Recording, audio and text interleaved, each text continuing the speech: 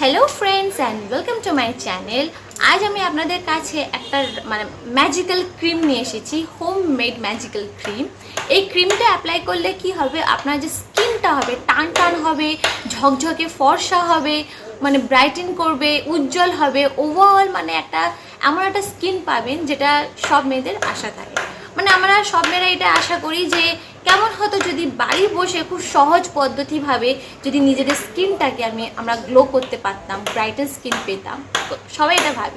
তো সেই জিনিসটা মাথায় রেখে আমি এমন একটা ম্যাজিক্যাল ক্রিম বানিয়েছি বাড়িতে, যেটা অ্যাপ্লাই করলে কি হবে, আপনার বাড়ি বসে কিন্তু টান টান স্কিন পাবেন, তারপরে কোনো রকম দাগ ছোপ থাকবে না, একটা ব্রাইটেন স্কিন পাবেন, ফর্সা ঝকঝকে ফর্সা স্কিন পাবেন। তো খুবই সহজ পদ্ধতিতে রয়েছে। পদ্ধতিটা হলো কি, আমি নিয়েছি এখানে অ্যালোভেরা জেল, রাইস পাউডার, চালের গুঁড়ো, আর নিয়েছি আমি লেবু। আচ্ছা, এবার আমি যে অ্যালোভেরা জেল যেটা নেবেন, সেই অ্যালোভেরা জেল যেন চালের গুঁড়োর পরিমাণে যেন ডবল থাকে।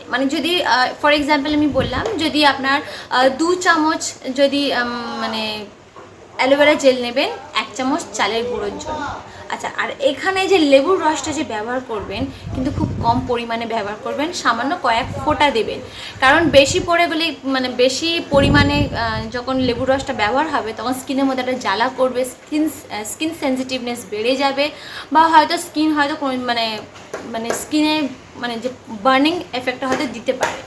তো এই যে অ্যালোভেরা জেল আমরা সবাই জানি। অ্যালোভেরা জেলের কাজ কি হয়, আমাদের স্কিনটাকে রেজুভিনেট করে, ইয়াঙ্গার লুকিং স্কিন দেয়, মুখটাকে টান টান করে, মুখে যত রকম সমস্যা থাকে সেই সমস্যা থেকে যতগুলো স্কিন কন্ডিশন থাকে সেগুলো থেকে প্রবলেম সলভ করে অ্যালোভেরা।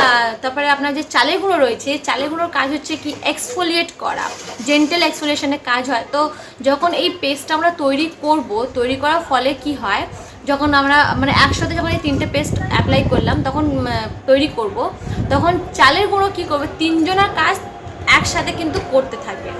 চালের গুঁড়ো আপনার স্কিনটাকে এক্সফোলিয়েট এদিকে করবে, ডেড সেলসগুলো সরাবে, তার সাথে সাথে কি করবে, এই যে অ্যালোভেরা জেলের যে বেনিফিটসগুলো রয়েছে, যেমনি স্কিনটাকে টান টান করা, স্কিনের একটা উজ্জ্বল ভাব আনা, সেটা করবে।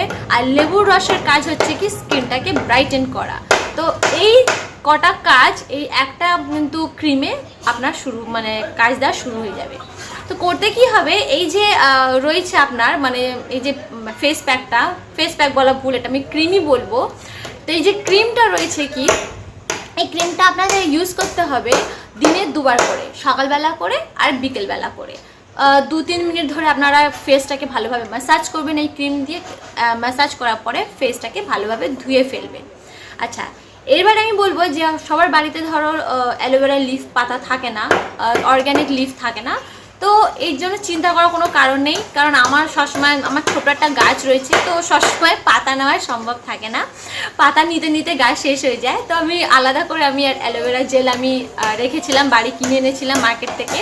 তো আপনারাও সেইভাবে যেই অ্যালোভেরা জেলটা ফেসে অ্যাপ্লাই করা যায় সেই একটা অ্যালোভেরা জেল আপনারা এনে রাখবেন, সেই অ্যালোভেরা জেলও ইউজ করতে পারেন। তো রেজাল্টটাও কিন্তু বেস্ট আসবে, খারাপ আসে না। তো এই যে ক্রিমটা বেশি মাত্রায় ইউজ করবেন না, বেশি মাত্রায় বানাবেন না, কম পরিমাণে বানাবেন। ফর এক্সাম্পল আমি বললাম হয়তো এতটা পরিমাণে হয়তো বানিয়ে নিলেন, যেটা আপনার হয়তো 3-4 দিন চলবে, ঠিক ততটা পরিমাণে আপনারা বানালেন। সেই যেটা বেঁচে থাকা যে বাকি জিনিসটা আছে সেটাকে ফ্রিজে রেখে দেবেন। ফ্রিজে রেখে যেভাবে বললাম সব দিনে 2 বার করে অ্যাপ্লাই করবেন। তো একবার এইভাবে অ্যাপ্লাই করে দেখুন, ফেস ওভারটার্ন হতে বাধ্য, রেজাল্ট যে আছে সেটা 100% রেজাল্ট দেয়।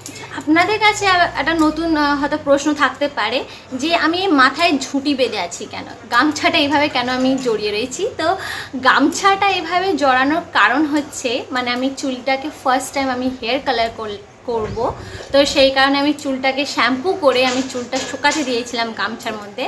তো আপনারা যদি ইন্টারেস্টেড থাকেন যে আমি কিভাবে অ্যাপ্লাই করেছিলাম, কি প্রোডাক্ট ইউজ করেছিলাম, কি টিপস অ্যান্ড ট্রিক্স ফলো করেছিলাম, কারণ হেয়ার কালার করার আগে কিছু টিপস অ্যান্ড ট্রিক্স ফলো করতে হয় যাতে কোনো রকম স্টেনিং যেন না থাকে।